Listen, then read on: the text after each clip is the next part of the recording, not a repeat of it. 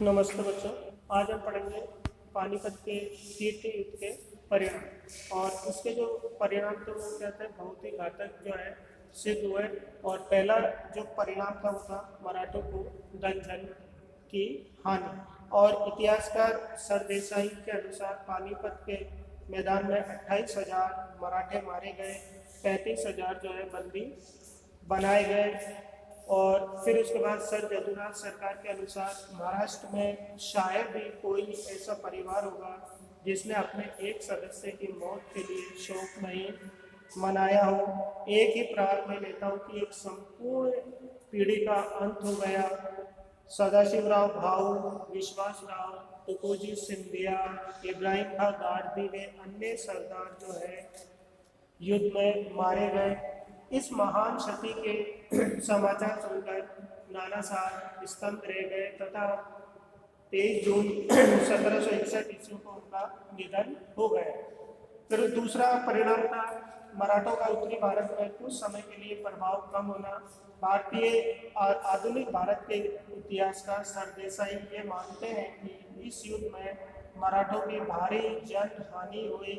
लगभग एक दशक के बाद ही मराठे फिर से उत्तरी भारत की राजनीति में सक्रिय हो गए। पानीपत के मैदान से भागे हुए नाना फडणवीस और महादजी सिंधिया ने उन्हें कुशल नेतृत्व प्रदान किया। दिल्ली की राजधानी में फिर से अपना प्रभाव स्थापित करके मुगल सम्राट को अपने संरक्षण में ले लिया तथा उत्तरी भारत के अनेक राज्यों से चौथ वसूल की। फिर उसके बाद तीसरा परिणाम था अब्दाली को विशेष लाभ नहीं मिलना। अहमद शाह अब्दाली इस वजह से अधिक लाभ नहीं उठा सका। वह नजीब को दिल्ली में मीर बख्शी सेनापति बनाकर वापस अपने देश गजनी लौट गया। उसके बाद उसे भारत आने का अवसर नहीं मिला। कुछ समय बाद मराठे पुनः उत्तरी भारत की राजनीति में सक्रिय हो गए। फिर उसके बाद चौथा परिणाम था मुगल साम्राज्य की शक्ति का अंत। वास्तव में मराठों की हार का लाभ न तो अब्दाली को प्राप्त हुआ और न ही भारतीय मुस्लिम शासकों को, जिन्होंने अब्दाली का साथ इस बात के लिए दिया था कि भाई उन्हें जो है क्या मिल जाएगा, लाभ मिल जाएगा। लेकिन पानीपत ने थोड़े समय के लिए मराठा शक्ति को धक्का पहुंचाया तो दूसरी ओर उसने लड़खड़ाते हुए मुगल साम्राज्य का अंत कर दिया। फिर उसके बाद आता है नेक्स्ट अंग्रेजों की शक्ति में वृद्धि।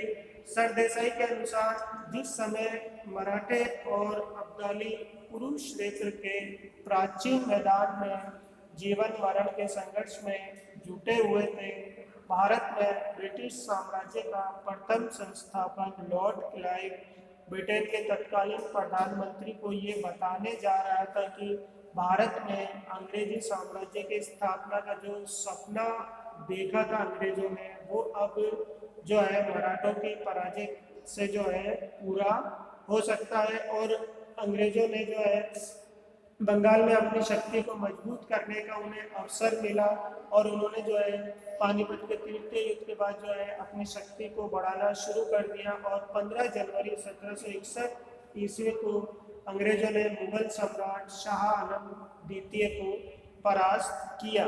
फिर उसके बाद है नेक्स्ट हैदर अली व सिखों का उत्कर्ष। मराठों के पतन के इस काल में हैदर अली को मैसूर में तथा सिखों को पंजाब में अपनी शक्ति बढ़ाने का अवसर मिला। फिर उसके बाद नेक्स्ट पॉइंट है रघुनाथ राव का उत्कर्ष। महाराष्ट्र की राजनीति में रघुनाथ राव का उत्कर्ष हुआ। वह एक योग्य था किंतु पेशवा बनने की महत्वाकांक्षा में वो एक षड्यंत्रकारी बन गया था और उसके षड्यंत्रकारी मस्तिष्क ने अंग्रेजों को मराठा राजनीति में हस्तक्षेप करने का अवसर दिया, जिसके परिणाम स्वरूप मराठे जो परिणाम थे वो मराठों के लिए हितकारी सिद्ध नहीं हुए। फिर उसके बाद नेक्स्ट परिणाम था 8वें नंबर का पेशवा की शक्ति को आघात। और जिस समय मराठा संघ की स्थापना बालाजी विश्वनाथ ने की, वह अब जो है छिन्न भिन्न हो गया। सिंधिया होकर भोसले में गायकवाड़ की शक्ति बढ़ने लगी। समय के साथ साथ उनके आपसी मतभेद भी बढ़ते गए। इससे मराठा शक्ति संगठित होकर अंग्रेजों से नहीं लड़ सकी। तो ये जो थे पानीपत के कीर्ति युद्ध के परिणाम थे। पहला था मराठों को धन जन की हानि, दूसरा था मराठों का उत्तरी भारत में कुछ समय के लिए प्रभाव कम होना, तीसरा था अब्दाली को विशेष लाभ नहीं मिलना, चौथा था मुगल साम्राज्य की शक्ति का अंत और पांचवा था अंग्रेजों की शक्ति में वृद्धि, छठा था हैदर अली ने सिखों का उत्कर्ष, सातवां था रघुनाथ राव का उत्कर्ष और आठवां था पेशवा की शक्ति को आघात। तो ये जो परिणाम दिए गए थे भारतीय राजनीति में बहुत ही जो है घातक सिद्ध हुए और इन्हीं युद्धों की वजह से जो है आगे आने वाले समय में जो है अंग्रेजों ने भारत के ऊपर राज कर लिया जो उन्होंने सपना देखा था।